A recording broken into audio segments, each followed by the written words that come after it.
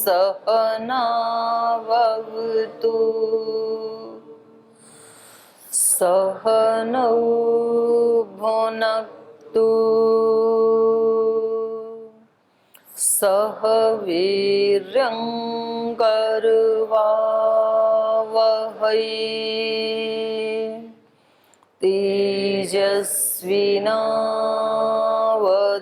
तेजस्विनावधीतमस्तु मा विद्विषावहै ॐ व्रतानां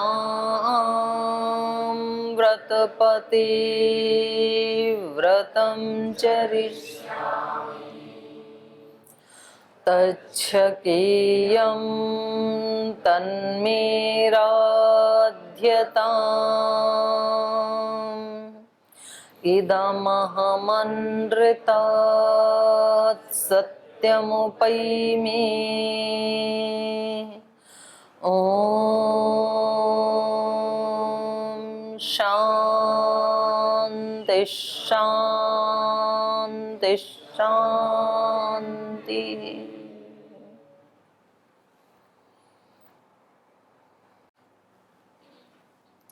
तो कल तो नया पाठ तो मैंने नहीं पढ़ाया था, वही परसों वाला ही प्रसंग चल रहा है, मंथरा और कैकेयी का संवाद। तो ये जो संवाद चल रहा है इसमें से हो गए थे कल प्रश्न, कुछ और पूछना है किसी को? हाँ जी पूछिए। ओम दीदी प्रणाम। कल हम वो रामायण वाला नाटक देख रहे थे, तो वहाँ पे राम जी कह रहे थे कि भावना से जो है कर्तव्य बड़ा है, तो ये ठीक है? कहाँ देखा नाटक राम जी का? वो गुरुकुल में ही।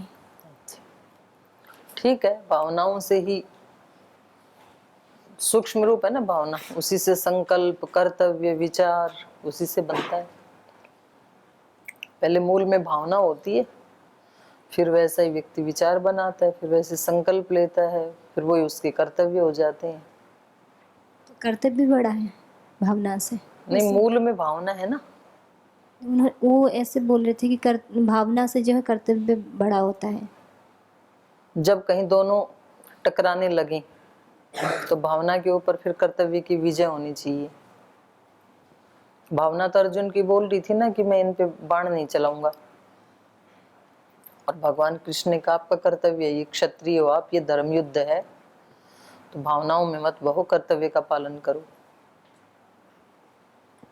भगत सिंह जब फांसी पे चढ़ रहे थे तो उनके माताजी जो मिलने गई, तो माताजी की आंख से आंसू आ गया।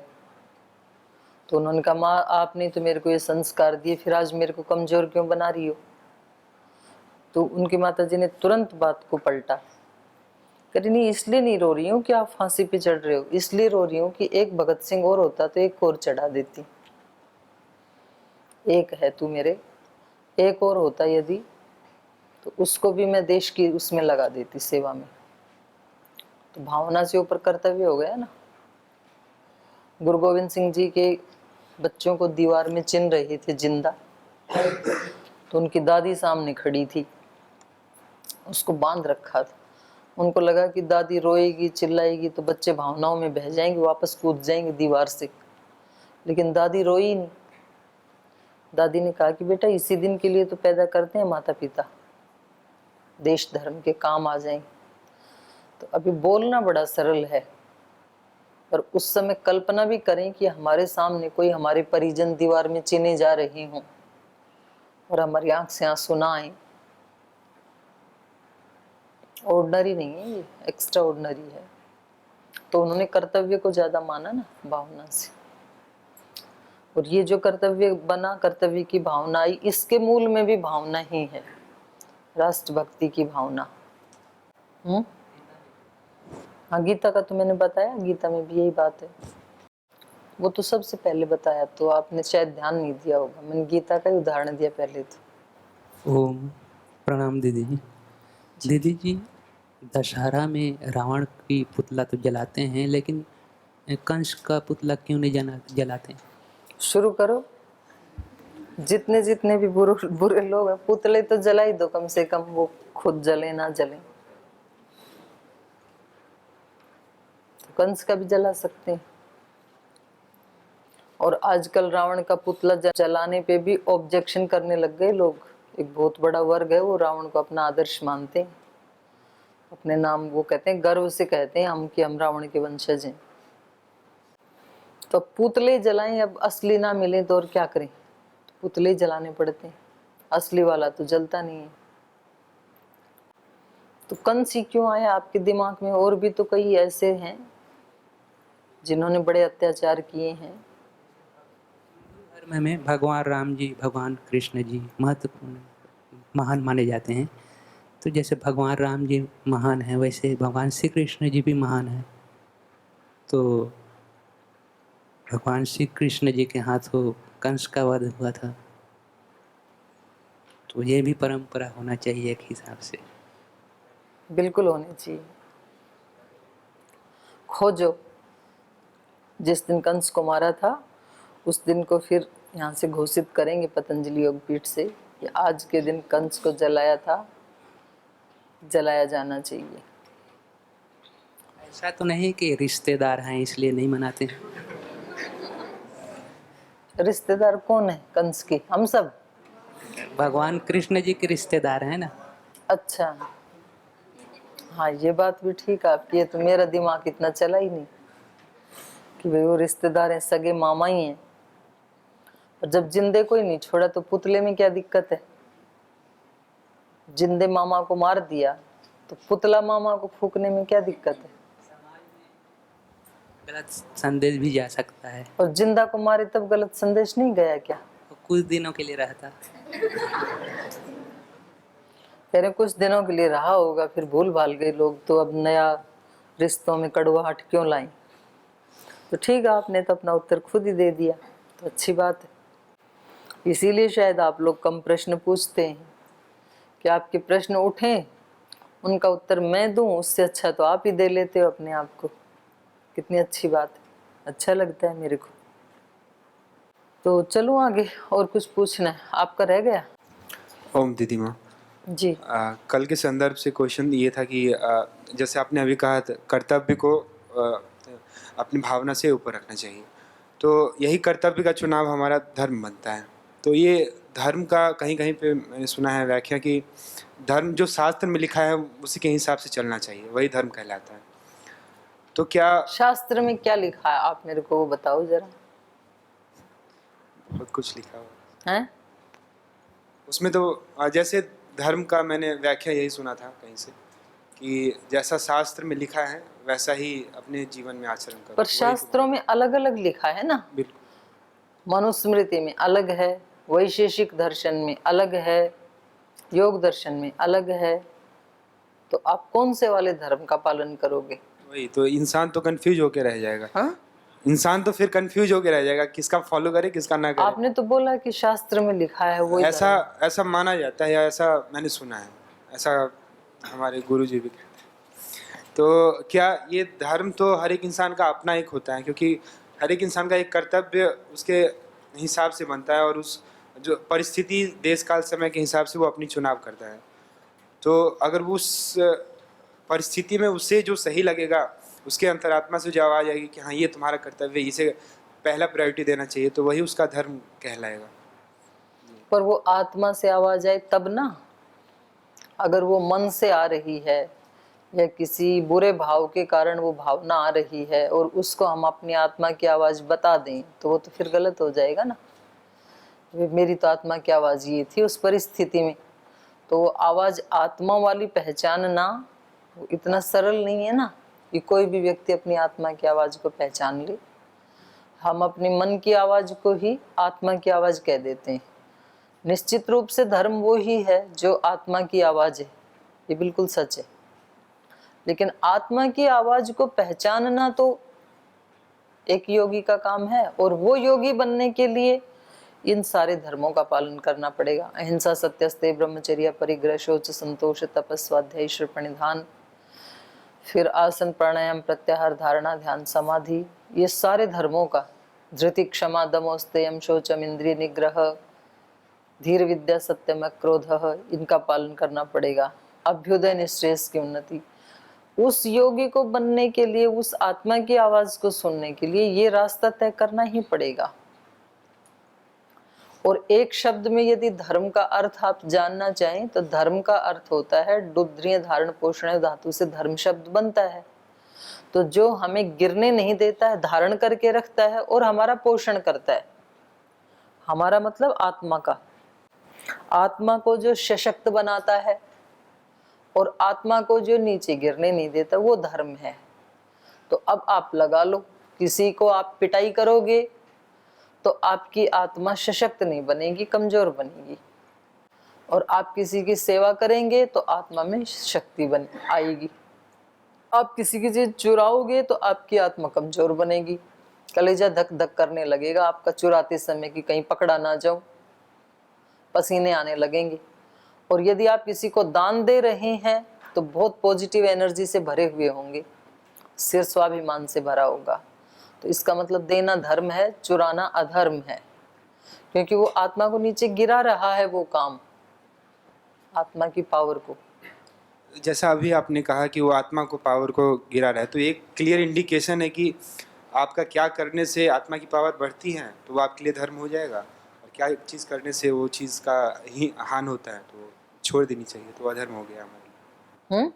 या क्या करने से आत्मा की पावर घटती है तो वह हमारे लिए अधर्म हो गया। तो ये क्लियर इंडिकेशन, हमारे कर्तव्य तो हमारे अंदर से ही आ जाते हैं, भले ही हम उसमें आलस प्रमाद कर दे तो वो अलग बात है, लेकिन इंसान का कर्तव्य तो उसे हर एक समय बोध होता ही रहे। नहीं, बोध हो तो बहुत अच्छी बात है, हर समय नहीं होता है बोध, मैं ये कह रही हूँ। आप कह रहे हो हर समय बोध होता है, हर समय नहीं होता है। जब आप क्रोध में होते हैं तब आपको आत्मा का बोध नहीं होता है, तब आप उठा के डंडा मार ही देते हैं किसी के सिर में, और फिर आप बाद में कहेंगे कि पता नहीं मेरे को क्या हो गया था, मुझे नहीं पता कैसे मेरा हाथ उठ गया, मुझे भी अब अच्छा नहीं लग रहा है। तो उस समय बोध नहीं होते। उस समय तो ना हुआ, लेकिन उसके बाद जब आत्मा की पावर डाउन हुई, हमें पता चला कि हाँ ये करने से उसके बाद पता लगे जाओ उसका सिर तो खोल ही दिया आपने। सामान्य व्यक्ति की मन मर्जी कभी भी धर्म नहीं हो सकती है। आप तो पुरुषों के जो वचन हैं उन्होंने जाना है ना डूब के, वो आप भी जान सकते हैं, वो ही धर्म है। हाँ, आपके भी अंदर से आ रहा है यदि, तो वो ठीक है, वो धर्म है, उसके लिए मनाही थोड़ी की जा रही है। और आपके अंदर से जो आएगा और शास्त्र में जो लिखा है वो दोनों एक ही हैं, अलग नहीं होंगे कभी भी। सत्य एक ही होता है, एक ही सत्य को अलग अलग लोग अलग अलग भाषा में बोलते हैं। अब दूध को अलग अलग भाषाओं में बोलें तो दूध तत्व में कोई अंतर आएगा क्या? नहीं। दूध को कन्नड़ा में हालू बोलते हैं, तेलुगु में पालू बोलते हैं, संस्कृत में दुग्ध बोलते हैं, हिंदी में दूध बोलते हैं, मराठी में क्या बोलते हैं? दूध ही। और गुजराती में कहाँ कहाँ के हैं आप, यहाँ वो बोलो अपने अपनी भाषा में। छत्तीसगढ़ में क्या बोलते हैं? गोरस। तो ये ऐसे अलग अलग शब्द बोलने से दूध तत्व में कोई अंतर आया क्या? ऐसा ही सत्य है, ऐसा ही धर्म है, उसको अलग अलग शास्त्रों में अलग अलग कहा है, लेकिन उससे कंफ्यूजन नहीं होगा। वो एक ही तत्व है, एकम सद्विप्रा बहुधा वदंती। आपके अंदर से आएगा वो भी वही होगा, पर वो आने की आपकी स्थिति बने अंदर से तब ही आएगा जब आप एक स्वस्थ व्यक्ति हैं। और स्वस्थ व्यक्ति आप तब बनेंगे जब आप यम नियमों का पालन कर रहे हैं। आप यदि मनमाना आचरण कर रहे हैं तो आपके अंदर से कभी कुछ आएगा, कभी कुछ आएगा। ये आप पुरुष ने जो कहा या शास्त्र में जो लिखा है, मैं उसके विरोध में नहीं कह रहा हूँ, लेकिन अगर हम ऐसे देखें कि हर एक इंसान के रीच में ये वेद का नॉलेज या शास्त्र का नॉलेज नहीं है। अगर हम कोई इंसान अमेरिका में रह रहा है या फिर चाइना में रह रहा है तो उसे तो ये नॉलेज नहीं है, तो क्या भगवान ने उनके लिए धर्म का कुछ अलग विधान बनाया है या फिर कुछ एक ही है? मैं तो पहले कह चुकी हूँ, नाम अलग हो सकता है, धर्म एक ही है मनुष्य मात्र के लिए। चाहे चाइना में रहे, चाहे अमेरिका में रहे, कहीं भी रहे, भाषा तो अलग होगी, उन्होंने कुछ और नाम दिया होगा। लेकिन आप कह रहे हो कि वेद नहीं पढ़ा तो क्या वो भगवान को नहीं पाएंगे? भगवान को पा सकते हैं यदि वेद में जो कहा है वैसा आचरण करते हैं तो।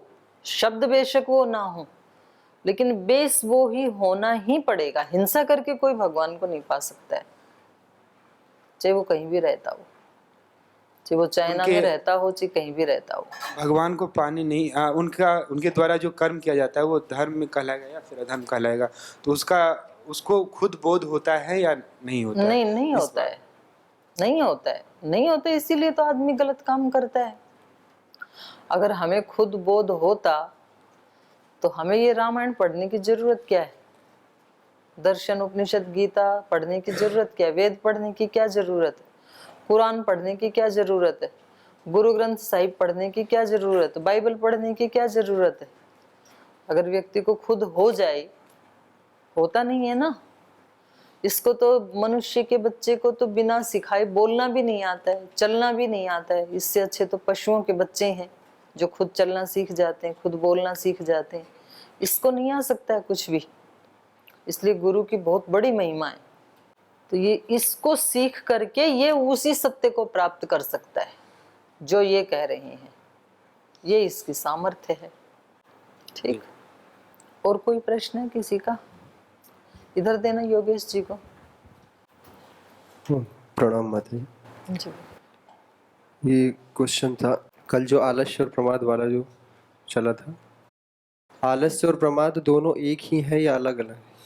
आलस्य निष्क्रिय ही होता है, प्रमाद दोनों होते हैं, सक्रिय भी होता है और निष्क्रिय भी होता है, ये अंतर है। आलस्य में व्यक्ति काम करता ही नहीं है, प्रमाद में करता भी है और नहीं भी करता है, दोनों बातें हैं। बस। और कोई प्रश्न है? चले आगे, चलिए थोड़ा पढ़ लेते हैं। सुभगा खलु कौसल्या यस्याः पुत्रोऽभिषेक्ष्यते यौराज्येन महता श्वपुष्येण द्विजोत्तमैः प्राप्तां सुमहतीं प्रीतिं प्रतीतां तां हतद्विषम् उपस्थास्यसि कौसल्यां दासीव त्वां कृताञ्जलि एवं चेत्त्वं सहस्माभिस्तस्या प्रेष्या भविष्यसि पुत्रश्च तव रामस्य प्रेष्य भावं गमिष्यति तां दृष्ट्वा परमप्रीतां ब्रुवन्तीं मन्थरां ततः रामस्यैव गुणान् कैकेयी प्रशंसः धर्मज्ञो गुणवान् दान्तः कृतज्ञ सत्यवाक्शुचिः रामो राज्ञसुतो ज्येष्ठो यौराज्यं मत अर्हति यथा मे भरतो मान्यस्तथा भूयोऽपि राघव कौसल्यातोतिरिक्तं च सोनु शुश्रुते हि माम्। तो इन्होंने कहा कि श्री राम जो हैं वो बहुत चतुर हैं और वो क्या क्या भरत के साथ करेंगे उसको सोच करके मेरा कलेजा कांप रहा है, मुझे भय लग रहा है। सुभगा खलु कौसल्या यस्या पुत्रो अभिषेक्षति, कह रहे हैं कौसल्या सुभगा बड़ी सौभाग्यवती है। खलु निश्चित रूप से, कौसल्या सुभगा, भग ऐश्वर्य, बड़े शुभ ऐश्वर्य वाली बड़ी सौभाग्यवती है कौसल्या माता। यस्या पुत्रो अभिषेक्षति, जिसके पुत्र का राज्याभिषेक होने वाला है, इतने बड़े राज्य का युवराज पद पर उनका पुत्र सुशोभित होने वाला है, तो निश्चित रूप से माँ कौसल्या बड़ी सौभाग्यवती है। यौ राज्येन महता श्वः पुष्येण द्विजोत्तमई,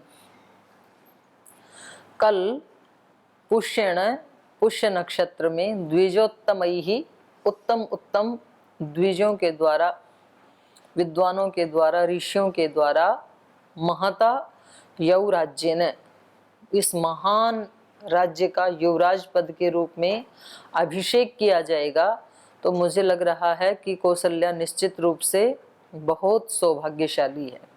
प्राप्तां सुमहतीं प्रीतिं प्रतीतां ताम हतद्विषम, और उस सुमहती प्रीति को प्राप्त करके, क्योंकि जब वो राजमाता बन जाएंगी पूरे के पूरे देश की, तो सब लोग उनसे प्रीति करेंगे। तो कह रहे हैं प्राप्ताम सुमहतीं प्रीतिम प्रतीताम ताम हतद्विषम, तो उनके तो द्वेष करने वाले जो हैं वो नष्ट हो जाएंगे, माने कोई भी उनसे द्वेष नहीं करेगा, वो अजात शत्रु हो जाएंगी, सब लोग उससे प्रीति करेंगे। उपस्थास्यसि कौसल्याम दासी व त्वम कृतांजलि, लेकिन तुझे क्या करना पड़ेगा, तुझे भी उसको राजमाता के रूप में आदर सम्मान देना पड़ेगा। तो तू उनके सामने हाथ जोड़कर दासी की तरह खड़ी रहेगी। उपस्थास्यसि, खड़ी हो जाएगी, एक वचन में कह रही है। कौसल्याम दासी इव, कौसल्या की दासी की तरह। त्वम, तू, कृतांजलि, दोनों हाथ जोड़ करके, दोनों अंजलि बांध के ऐसे खड़ी रहेगी कौशल्या के सामने दासी की तरह से, जब वो कल राजमाता बन जाएगी। और उसके तो शत्रुओं का नाश हो जाएगा, कोई शत्रु नहीं रहेगा उसका। एवं चेत्त्वं स अस्माभिस्तस्या प्रेष्या भविष्यसि, पुत्रश्च तव रामस्य प्रेष्य भावं गमिष्यति। लेकिन एक बात जरूर है भाई, इसमें मंथरा में जो वो ब्रेन वॉश करने का जो गुण है ना, वो जबरदस्त है। मतलब देखो वो शब्द कहाँ से ला रही है, ये क्या कह रही है, ऐसा हो जाएगा तू कृतांजलि बांध करके खड़ी रहेगी उनकी कृपा की पात्र बन के उनके सामने। एवं चेत त्वम सह अस्मा भी, और यदि ऐसा हो गया ना, राज्याभिषेक हो गया, तो तू हमारी जैसी बन जाएगी। अब बताओ, एक रानी को ऐसे कह रही है, और वो भी जो इतनी स्वाभिमानिनी है। एवं चेत त्वम सह अस्माभि तस्या प्रेष्या भविष्यसि, यदि उनका राज्याभिषेक हो जाता है तो तू हमारी टीम में शामिल हो जाएगी और हमारे साथ उसकी दासी बन जाएगी। प्रेष्या मतलब दासी, उसकी सेवा करने वाली। और तव पुत्रश्च, और तेरा पुत्र रामस्य प्रेष्य भावम गमिष्यति, वो राम का सेवक बन जाएगा, और तू कौशल्या की दासी बन जाएगी, और तेरा पुत्र राम का दास बन जाएगा। अब किसी व्यक्ति को इरिटेशन ना हो तो हो जाए, मतलब किसी को परेशानी ना हो तो हो जाए, ऐसे शब्द सुन के फिर वो कल्पना करता है ना, हमारे चित्त की बनावट कैसी है, वृत्ति सारूप्यम इतरत्र। आप चित्त के सामने यहाँ पर एक बिल्कुल सफेद बगुले को लाके खड़ा करो, चित्त बगुले के बारे में सोचने लग जाएगा। अभी बगुले का कोई विचार नहीं है हमारे मन में। हंस को लाके खड़ा करो, हंस के बारे में सोचने लग जाएगा चित्त। हाथी को लाके खड़ा करें तो हाथी के बारे में सोचेगा। जो इसके सामने चीज लाके रखोगे आप, इस समय आपके सामने रामायण है तो रामायण के बारे में सोच रहा है। ऊंट को लाके खड़ा करेंगे तो वृत्ति सारूप्यम की तरह, या तो वो अपनी स्थिति में रहेगा जैसे कि गाढ़ निद्रा में रहता है, और यदि वो व्युत्थान अवस्था में रहेगा चित्त, तो जैसे उसके सामने वस्तु होगी वो उसी के बारे में सोचना शुरू कर देता है। इसलिए तो प्रार्थना करनी पड़ी वेद में, वेद के ऋषियों को, भद्रं कर्णेभिः शृणुयाम देवा भद्रम पश्येम अक्षभिः यजत्रा। हम यज्ञ करने वाले कानों से भी भद्र सुने और आंखों से भद्र देखें, क्योंकि जैसे ही कोई शब्द हमारे कान में आता है, हम वैसा ही, हमारा चित्त वैसा सोचना, वैसी कल्पना करना शुरू कर देता है। अब आप रामायण पढ़ रहे हैं ना, या सुन रहे हैं आप बैठ करके, मैं बोल रही हूँ, तो आपके कानों से ये शब्द सुनते ही और आपका मन एक कल्पना कर रहा है कि इस तरह से सामने कैकेयी बैठी होगी, उसके सामने ऐसे मंथरा खड़ी होगी, ऐसा एक महल होगा, इस तरह का वार्तालाप हो, तो वो पूरा एक पिक्चर जो है वो सामने आ जाती है, जो भी हम सुनते हैं या जो भी हम देखते हैं। तो इसलिए कानों से भद्र सुने और आंखों से भद्र देखें, ये प्रार्थना की। नहीं तो चित्त वैसा ही होगा। भद्रं कर्णेभिः शृणुयाम देवा भद्रम पश्येम अक्षभिः।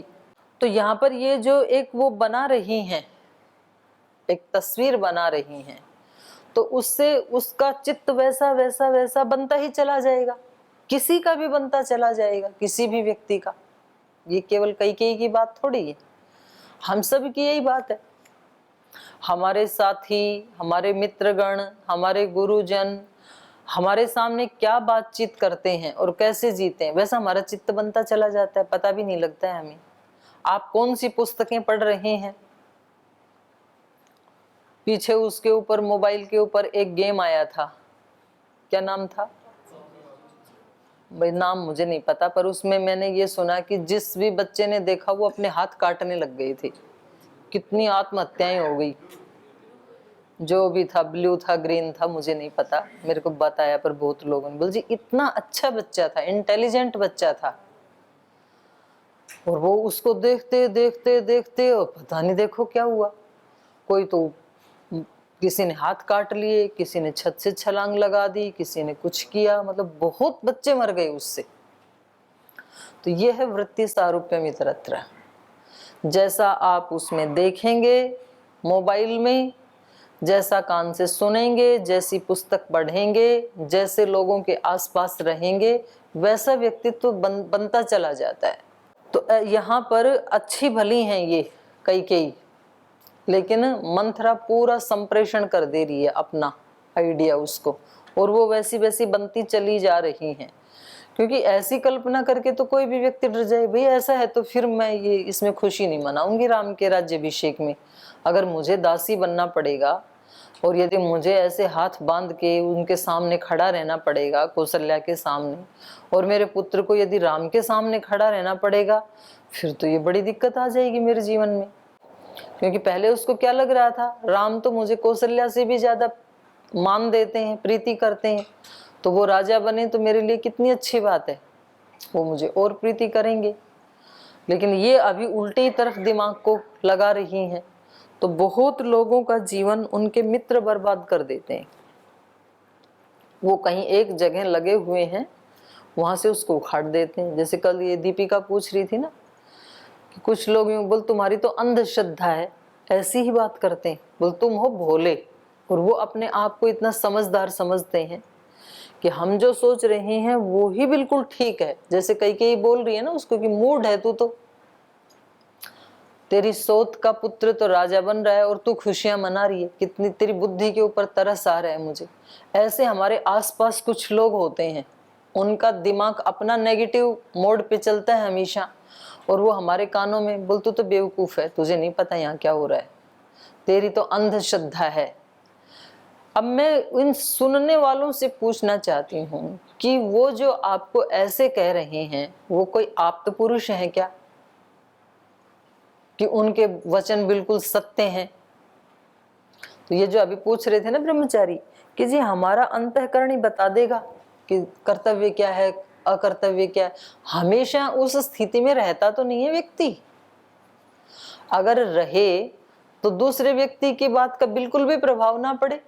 वो क्या सोचेगा, भाई ये जो व्यक्ति बोल रहा है ये कोई ऋषि तो है नहीं, ये जो मेरा मित्र मुझे इस तरह की शिक्षा दे रहा है ये कोई आप्त पुरुष तो है नहीं, तो मैं इसकी बातों पे विश्वास क्यों करूं? मैं यदि अपने गुरुजनों की बातों पे विश्वास नहीं कर सकता तो इसकी बात पे भी विश्वास क्यों करूं? पर इतना विवेक होता तो नहीं है।